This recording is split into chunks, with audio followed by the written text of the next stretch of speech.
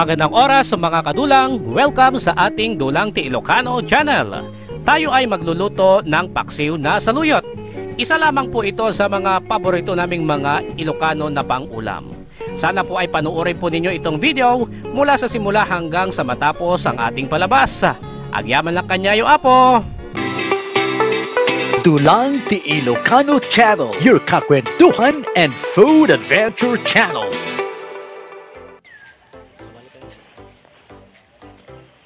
Heto na nga mga kababayan, tayo ay nasa bukid upang manguha ng mga sariwang saluyot. Kita nyo naman, napaka-berde at sariwang sariwa.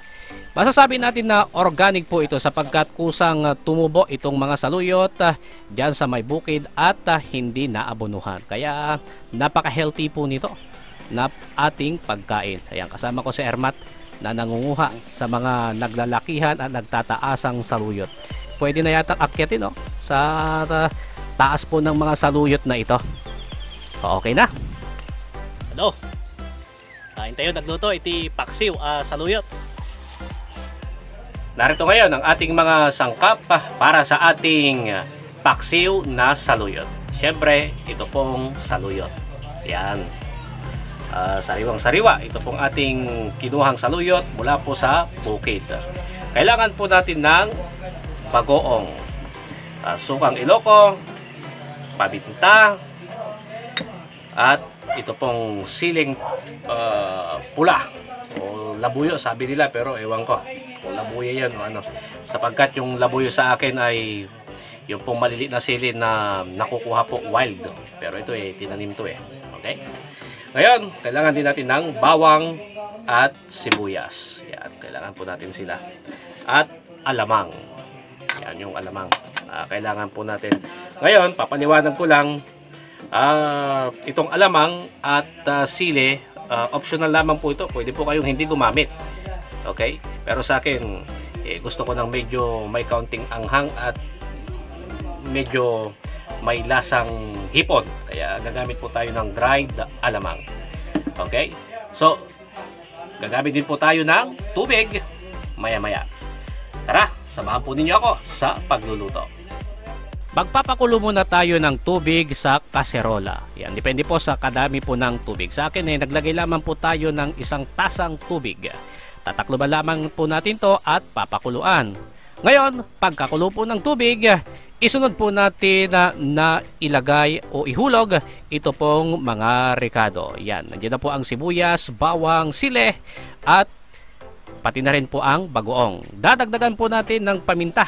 Depende po sa inyo kung gaano karaming paminta ang inyong ilalagay o kaya ibubudbod. Tatakluban po natin to at papakuluan.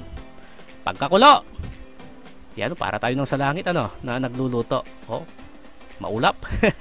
Okay, pagkakulo po ng ating bagoong at ito po mga rekado, ilalagay na po natin ang mga sariwang talbos ng saluyot. Nako, tiyak na mapaparami po yata ang ating kain nito. Ayan, ito pong paksiw na saluyot, napakasimple lamang po ito at tiyak na kayang-kaya nyo po itong gawin sa inyong mga tahanan. Okay, so ayusin lamang po natin ito upang sa ganun ay maganda po yung kanilang pagkakaluto. Tatakulawan po uli natin at papakuluan. Pagkakulo, hahaluin uli po natin ito. Okay, haluin po natin nang sa ganun ay matiyak po natin na manunuot yung pong lasa ng bagoong sa bawat dahon ng saluyot. Tatakluban uli po natin ito. Okay, ang gusto ko po kasi medyo malambot-lambot at madulas-dulas ang ating saluyot kapag ito po'y ating ninunguya. Dadagdagan po natin ng mga dried alamang. Okay, kung bakit po natin hinugasin ito, para matanggal po yung pong mga buhangin. Yan, may buhangin po yan Kapag hindi po natin to hinugasan, alam nyo mararamdaman po natin sa ating bibig sa bawat pagnguya po natin na parang may buhangin yung ating pangulam. Lalagyan na po natin ng sukang Iloco. Yan, pwede rin po yung sukang puti.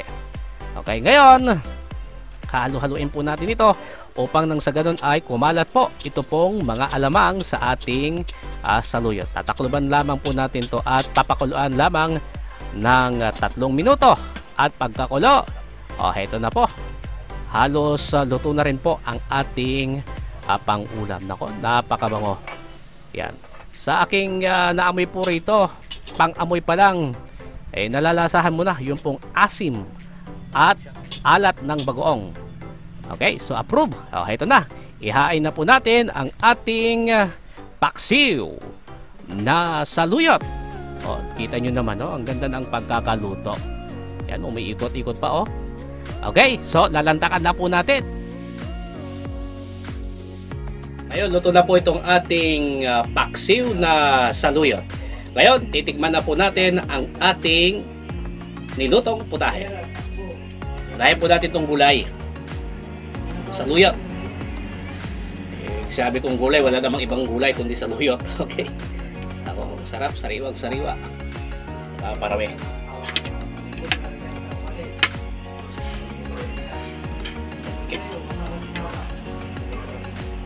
Okay. Cheers!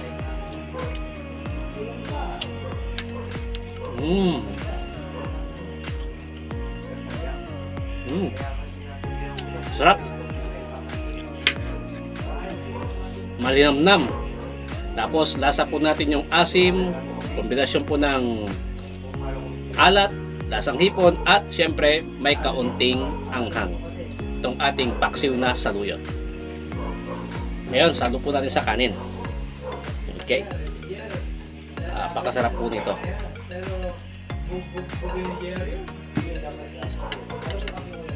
Okay.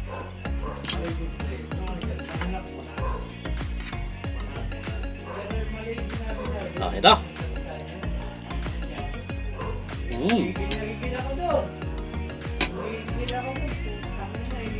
Napakasarap.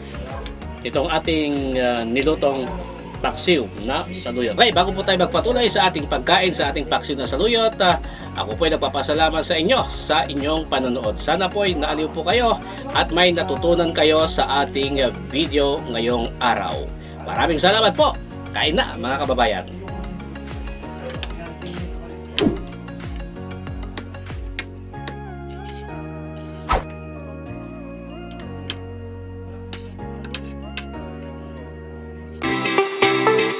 Dulang Ti Ilocano Channel, your kakwentuhan and food adventure channel.